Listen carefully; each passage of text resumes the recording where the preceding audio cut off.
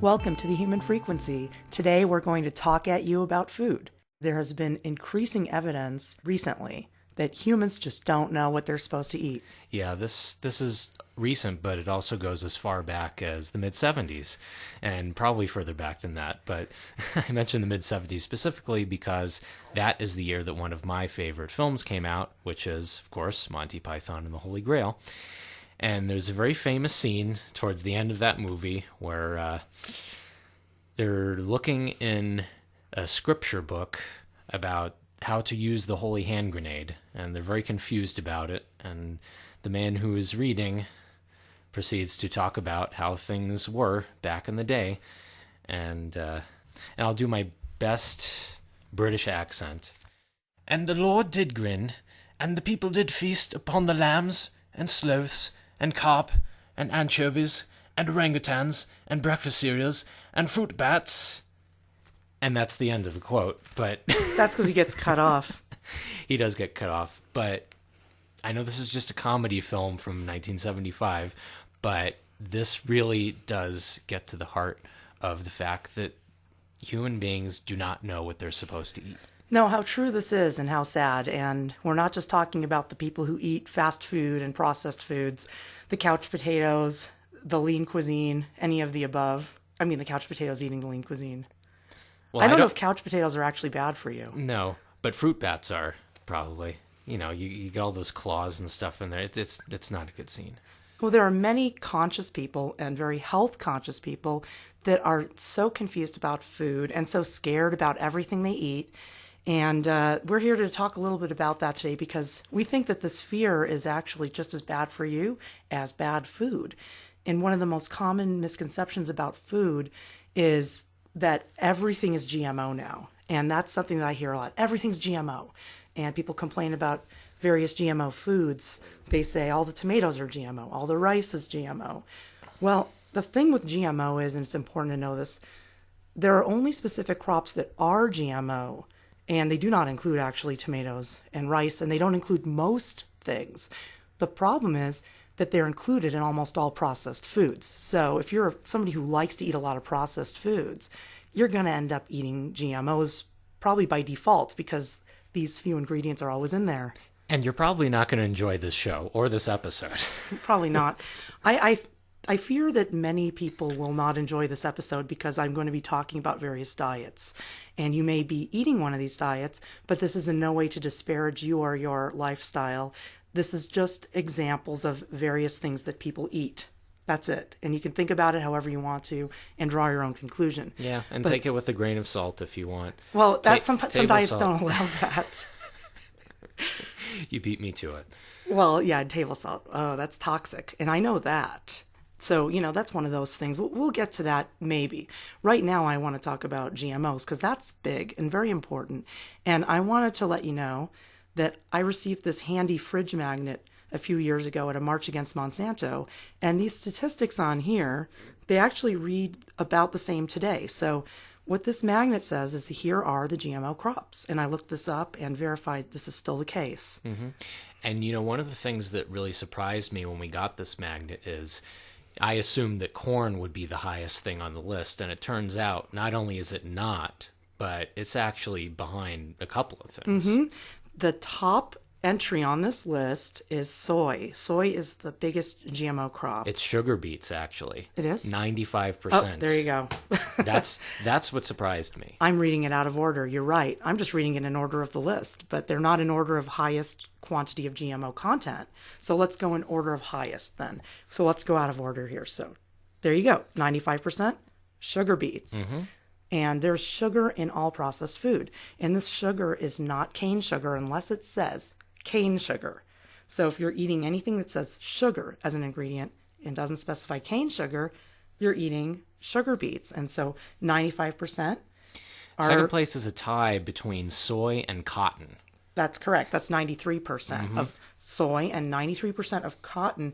And I didn't really think about the fact that you might eat cotton, but you might eat cottonseed oil. So that's an ingredient that you'll find in some things, processed foods again. And many processed foods contain soy lecithin. That's the ingredient they use. Like you'll see it in chocolates. So I see this, I don't eat a ton of chocolate. And when I do, I buy organic chocolate that has 3 ingredients. And the chocolate I've made from scratch has also had 3 ingredients, none of which were soy lecithin. Right, which means that it's not necessary to the product itself. And that's really the most bothersome thing is you'll be reading these ingredient lists and you'll see right at the very bottom, they just sneak just a little bit of it in just so that you can be assured that you're getting some GMO content in the food. Yes, so soy and cotton are next after sugar beets. And then at 90% comes canola. Canola oil is a very common ingredient in processed foods. You can buy canola oil for your kitchen. You can buy soy oil for your kitchen. You've got to be careful if you're going to use these oils because the odds are they're GMO. You can buy the organic versions, but be very careful what you're buying. So be careful about the processed foods as well. Look for that ingredient. And again, we recommend not eating those processed foods, but we all like to eat some little treats sometimes. Just read the ingredients. And at 86% comes corn. And that's no surprise to me that corn is mostly GMO because I have a terrible reaction if I eat corn that's not organic. This started a few years ago when I stopped being able to eat at my favorite Mexican restaurant, which is El Coyote. I've been going there since about, 1991. And this is a restaurant in the middle of LA that serves delicious corn products like the tamales. Amazing. I can't eat them anymore because I would come home with a stomach ache every time. And after enough times of getting stomach aches and realizing what I ate before was corn, I stopped eating corn altogether except for organic corn. So that means I don't eat it in restaurants. And Gabriel, you also have a pretty severe reaction to that. Yeah, I do. GMO corn. I do. And it's been a reaction for some time. This first happened back in 2008. And that's back at a time when I was not paying the slightest bit of attention to my diet. So I had no idea what was causing it. I only figured it out years later. But basically what happens is if I eat GMO corn, I break out in hives and my face swells up like a tomato, which is a non-GMO crop, by the way. but it's really, really unpleasant, and it takes a while for it to go away. I have to have Benadryl and just kind of relax a little bit. It's a very unpleasant experience, and it happens now when I eat GMO corn, which I did about a year ago, a very, very small amount. A bite. I ate almost a whole corn tortilla. I made an exception and regretted it the rest of the night. And I gave you one bite of it, and one bite's all it took. So yeah. I really do have to maintain a zero tolerance policy when it comes to this stuff. Mm-hmm. Yes. So corn is pretty harsh nowadays, and the other crop on this list here is 80% of Hawaiian papayas are GMO. So we don't buy Hawaiian papayas at all. I don't even want to know what's going to happen to me if I eat that because of the corn reaction. So we buy the papayas that come from other countries. Yeah, the Maridol papayas, or they're called red papayas. They come from other countries, usually Central American countries. I almost said companies. Yeah, because we're reprogrammed now to know that countries are companies. So if you buy from the Central American companies, it's better than the Hawaiian companies. So yeah, be careful with those papayas. Check where they're from. And there's a little bit of zucchini and crookneck squash that are GMO. So don't buy zucchini that's conventionally grown if you want to make sure it's non-GMO. Negligible amount, though. It's just a few. This magnet doesn't give an actual percentage, but it's actually it gives an acreage. It does. Yes, but it's 25,000 acres. So it isn't that much of it. It's best to play it safe. Mm-hmm. I think it must be in an experimental stages. Mm-hmm. So, yep.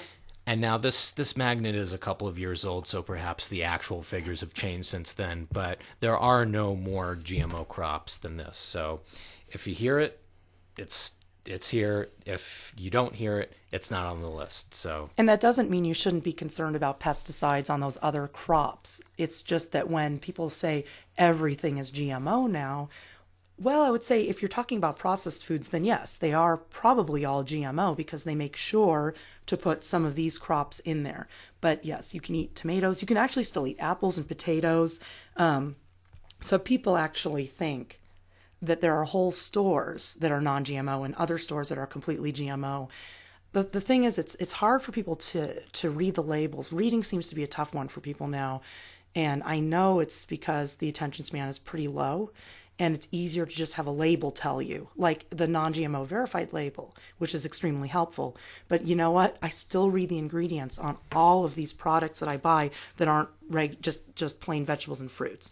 I eat a very small amount of products off the shelf, like tortilla chips, stuff like that. I eat a small amount of that. So the idea that Whole Foods Market is a GMO store, which I've heard someone say recently, and that Trader Joe's is their preference because it's non-GMO. This is actually not true at all. Whole Foods and Trader Joe's both have some products that are GMO and others that are non-GMO. You've got to know the products. Yeah, GMO is a property of a food, not of a store. So yeah, we have to know the difference between those two and remember what GMO really means. Right. I get tons of non-GMO organic food at both of those stores, and I avoid anything that has GMO ingredients. And Trader Joe's has made a claim that they are non-GMO. But because they're not verified by the Non-GMO Project, I take that with a grain of salt because we just don't know for sure. It needs to be tested in a laboratory. If they say their corn tortilla chips are non-GMO corn, but it's not verified in a lab, I'm not convinced. And the other issue is, now this one is kind of troubling.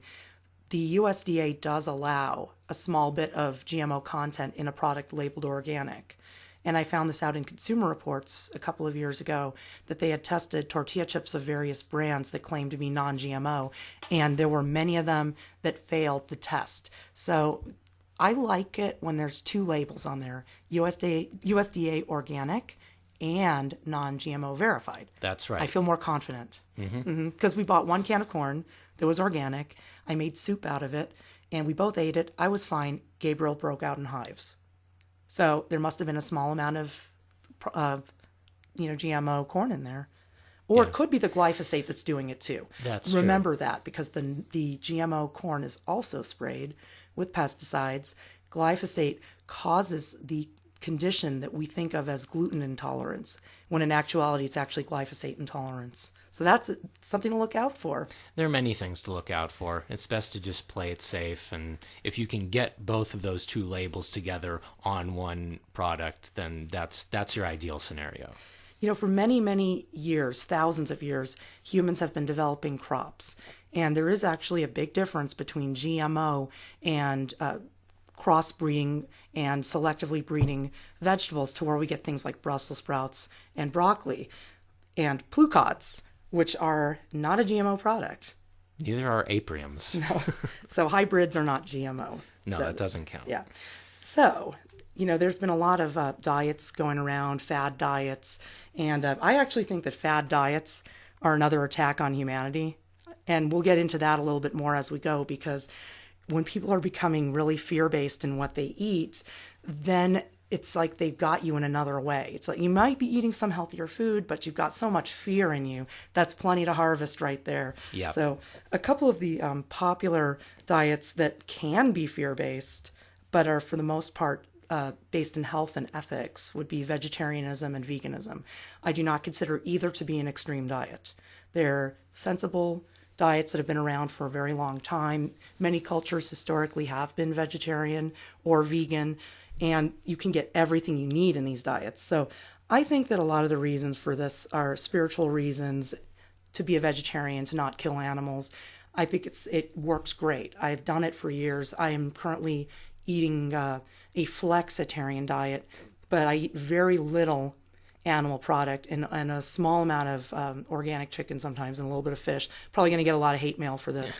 But I actually have a great respect when I do it, and I do say blessings for the dear animals that they give their lives for us to eat. And they do that willingly and lovingly if it's done ethically, if you know what I mean. Well, the fact of the matter is that even the most sensible diet can always be taken in an extreme direction. But I feel that we are very sensible with how we do things. And yeah, if you picture that food pyramid type thing, then way up at the top there is the meat products. It's a very, very small percentage.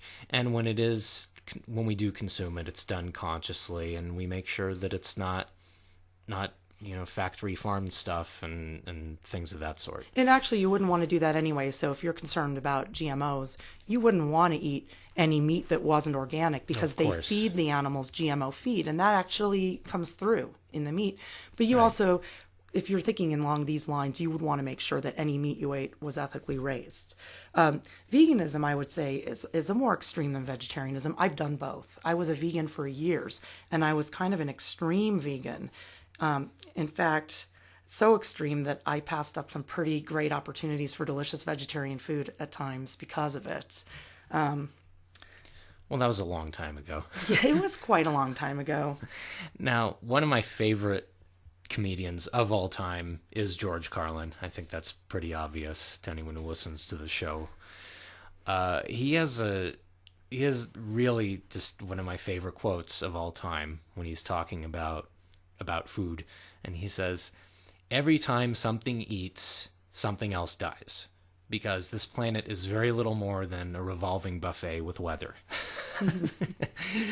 Which is hilarious, but it's also very, very true, is that when anything consumes, something else is dying for it. Even if it's a plant, even if it's just a piece of fruit, whatever. And I always say, just because you can't hear a carrot scream when you pull it out of the ground, that to me is no different than the conscious raising of meat and consumption thereof. Well, there are cultures that don't eat roots. I know. They can hear them screaming. And there's also people who only eat fruit that's already fallen off of the tree.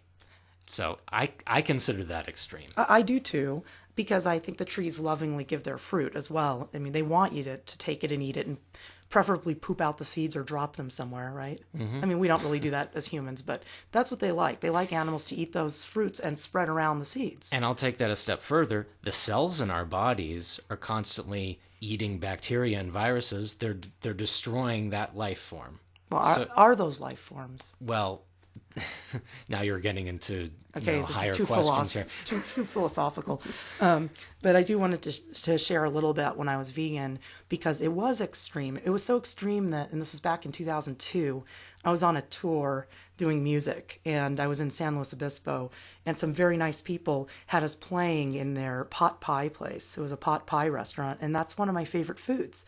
And they had a vegetarian pot pie there, and there was one non-vegan thing about it. It was brushed with egg on the top of the crust. And I literally turned down a vegetarian pot pie because of a little egg. So I regretted that decision. I still regret it to this day, even though it was just pot pie and it was just 2002. It's just, I had a salad instead. But, I passed up on one of my favorite things because I was being too extreme. And the other thing that happened to me as a vegan is I gained a lot of weight. I became maybe 15 pounds overweight because I was eating a lot of the processed vegan foods, the fake meats, the fake cheeses, stuff that was technically vegan but wasn't healthy. So I put on weight, and then I didn't feel so well on it after a while, and I switched to a macrobiotic diet, which was still vegan. But it was a whole foods diet. That diet can include fish, but I didn't because I was a strict vegan. And the macrobiotic diet actually has no junk in it, and it restored my health, and I lost weight again. So I just wanted to share that veganism can be done in a way that would make you gain weight and not feel well. So, you have to do it for health reasons. And yeah, the weight gain thing happened to my second girlfriend back in 2006, 2007. And yeah, it was the same thing from what I can remember. Just a lot of fried foods and cheese, not necessarily fake meats so much, but I remember cheese and fried foods. Fake cheese? Like the vegan cheese? No, like real cheese. Oh, that's not vegan. Well, that's vegetarian. Yeah, I know it is. I think it may... She was one of those vegetarians that likes to eat a lot of fried foods and cheese. I know that kind. I was that kind. It's delicious. There was a lot of French fries. That's all I know. Yeah. Kind of blocked out a lot of those memories. Not so good. But a more poignant example in my life was my dad's best friend that he had known since he was 5 or 6 years old. He he had been a vegan for a very, very long time. I'm not sure how long, but since before I was born. And he did so out of fear. His parents both died of colon cancer, and he was determined to eat this way to avoid that fate. And I do feel that that fear, again, we talked about this earlier, this is what causes a lot of the problems. And he did end up getting cancer. I don't think it was colon cancer, but it was another type.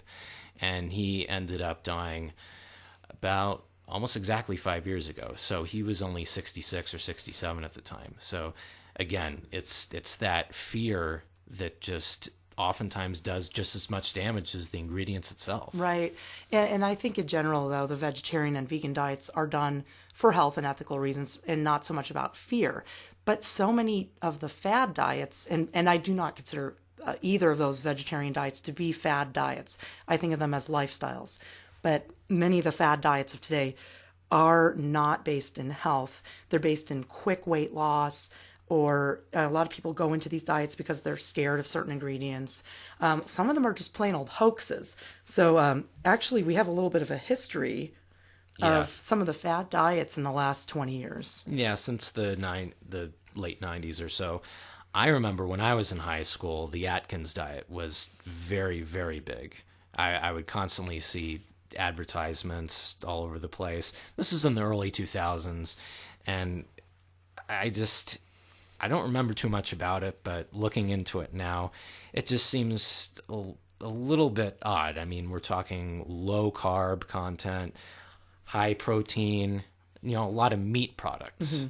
It's a meat-based diet, and this diet doesn't involve much sugar. I don't know if they even eat any fruit, but it is a meat-based diet that's low carb. And then coming out of that, there was another sort of offshoot.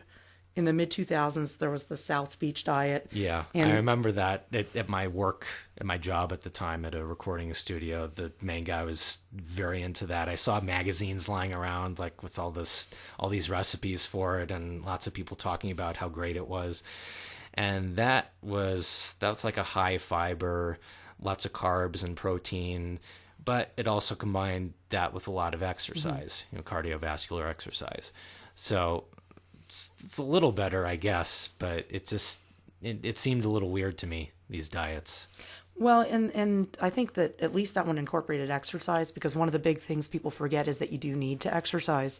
That's huge, and everybody just thinks they can get by with just a diet. But we've got to keep moving and keep our muscles working and keep burning off some of those calories. Yeah. It's not a high concept, but people seem to forget it nowadays. He didn't really live up to that end of it so much from what I remember. Well, studio guy, recording studio, there's no time. Yeah, they're just sitting around. And, it's all day long. Yeah. And that was mid 2000s, 2005 to 2007 is when I was there. And then a few years later, around 2011, 2012, is when the paleo diet started to get really big. And that is meats, fruits, veggies, nuts, no dairy, no grains, and I think no sugar either. Yeah, a lot of them are sugar-free. At least it allows fruit. I've heard of a diet recently that doesn't allow you to eat any fruit, and I was pretty upset by this diet because if I didn't eat fruit, I would feel so terrible. I'd feel low energy and sickly. And often when I'm not feeling energetic and I'm feeling a little blah, I eat a piece of fruit and it just takes care of that really quick. So at least the paleo diet allows that kind of natural variety. But the thing with this diet that bothers me, it really does bother me, is that it's a meat-based diet, and I don't think that meat should be the primary thing that we eat. I don't think that we shouldn't eat it or we can't eat it, but I think to put it in the forefront and make it a huge part of your diet isn't very healthy. For me, it isn't. Now, every body is different. It might work for you, but I think that the primary part of the diet should be like what the food pyramid says, vegetables and fruits. And I do like grains. I think grains are very valuable. We've been eating grains for a very long time, even though there's a lot of fear about grains nowadays. But that's the next diet we're going to talk about. But, in general, I think these meat-based diets are kind of an excuse. I think it's an excuse for decadence because you say to yourself, oh, well, I can't eat any desserts, but I can eat as much meat as I want. And meat is so yummy. I love meat, which it is. It's delicious. Yeah, and then some I, guy in a lab coat comes along and says, "Hey, this is really good for you," and then you suddenly feel better about eating lots of meat. when I was a vegan and I'd smell barbecue, my mouth would water. Meat is delicious. It doesn't matter if you're a vegetarian, it still tastes great. You might not eat it, but that doesn't mean it's not tempting. So I think these diets may be an excuse to consume a lot of meat because it's fun. Yeah, gluten-free is the one. And we talked about this on a previous show that it's really just the glyphosate that people are allergic to and not gluten, because people have been eating gluten for thousands of years, and then suddenly in the past 5 to 10 years it's a problem. I don't think so. Well, gluten-free has been around for a while now. I first heard about people going gluten-free in the mid, what do you say, 2010s? How do you say that? It's not the mid Teens. 2000s. Well, in around 2010, I'm trying to come up with a time period here, but that's when I first started hearing it a lot, maybe a little before that, but that's when it really started to take off. And I think gluten-free is a major fad diet. I think it's ridiculous. I can't even be nice about this one. I try to be nice about these diets, but I think gluten-free is a Monsanto hoax. I think it's a hoax perpetrated by the makers of the pesticide that caused the symptoms of gluten intolerance. I think that the reason people are getting sick from eating bread is because it's sprayed with toxic glyphosate, which is one of the most carcinogenic compounds on the earth. Do people not think that eating pesticide of this nature might have some kind of adverse reaction? Yeah, it's just a distraction. And again, choosing USDA organic will help to get around the whole pesticide thing. See, I mentioned the reaction that you and I had to eating corn to somebody recently who was stocking the shelves at the health food store, and it just kind of came up because we were looking for a particular tortilla chip that's organic that we really like, and he said our reactions were the gluten intolerance. And I was thinking to myself, well, we're talking about corn. That's a gluten-free product. That's actually what a lot of the gluten-free pastas are made out of. So no, it's not the gluten intolerance that caused it. It's likely the glyphosate. Possibly the GMO corn. I was attributing this to GMO corn making us have these health problems. It could very well be the glyphosate doing it. It's hard to say. Yeah. Because both of those things are there. All I know is I get sick when I eat GMO corn. And I think I'm okay when I eat wheat. But I think that a lot of people who think they need to be gluten-free, if they just tried going organic and not worried about what grains they are eating, they may lose those symptoms. There are a few people who are legitimately allergic to gluten. It is a real problem for a small percentage. But the crazy amount of people now going for gluten-free, it's just a reaction to, well, it's a reaction to a fad, first off, because a lot of them don't have health problems. A lot of them just do it because they think it's better. Well, it belies the number of people that are actually allergic to gluten.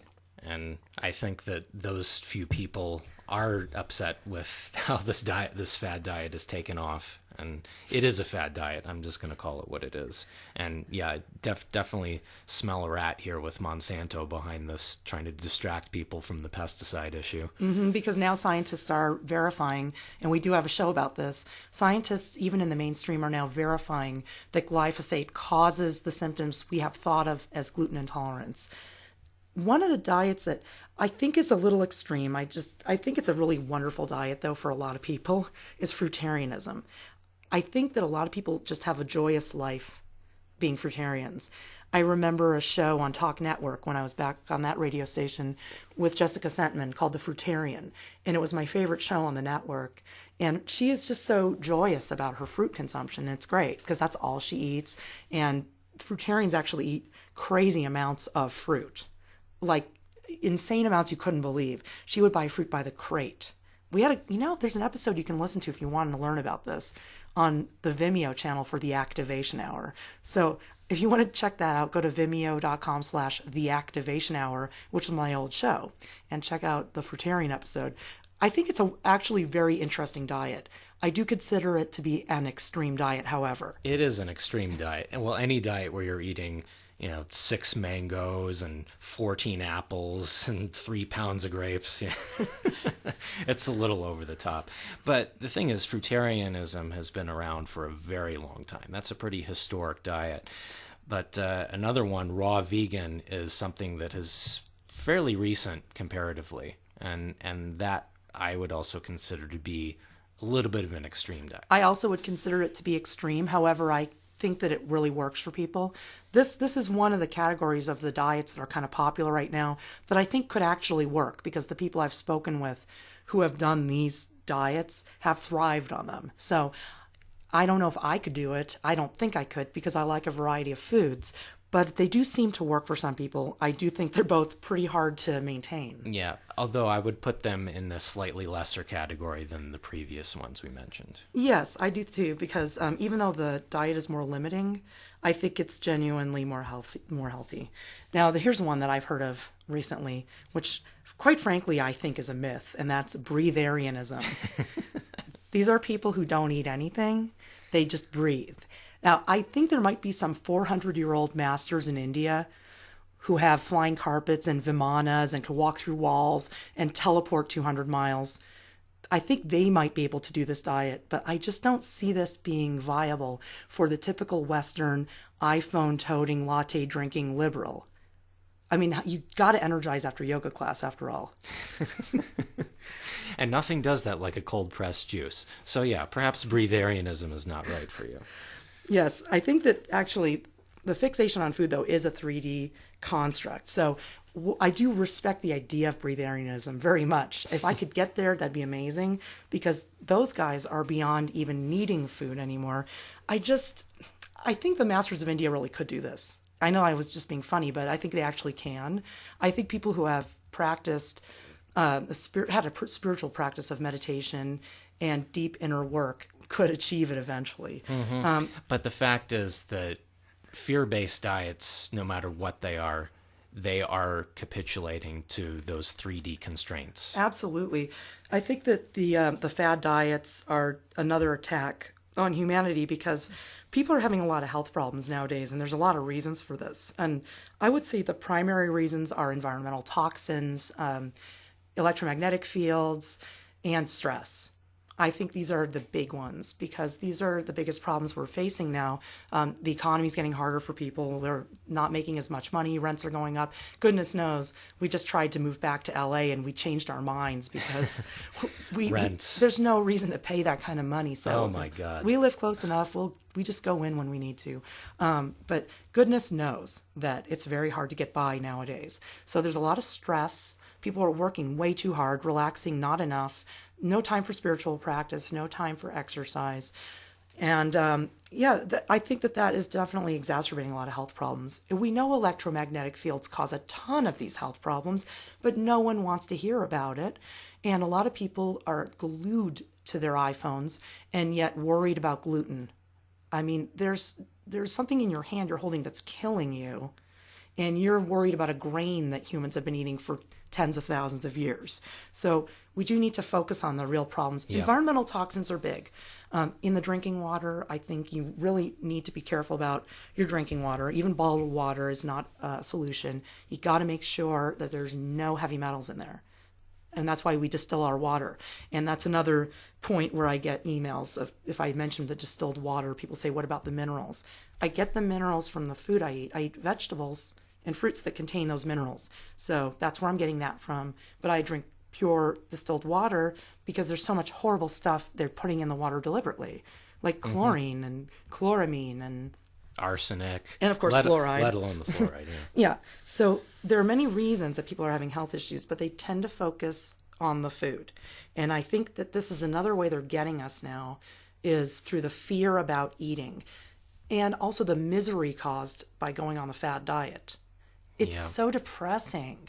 If you eat a diet that allows you to eat all the yummy, yummy meat you want, but never eat a piece of fruit, isn't that a little sad? You can't have coconut water, you can't have papaya, these vibrant foods that make you have energy. Isn't that a little of a sad situation? And even for a vegan who really likes to eat meat, but is doing it because they feel so guilty, isn't that guilt going to kill you even more than occasionally eating a little bit of fish? It's certainly a factor. Yeah. I think the thing we need to do is go for the fresh organic ingredients, and even that's not 100% necessary if you can't afford it, as long as you're buying fresh raw vegetables and fruits and you're following that non-GMO list. Yeah, it's sensible, and if you're cooking at home, you have a lot more control over things.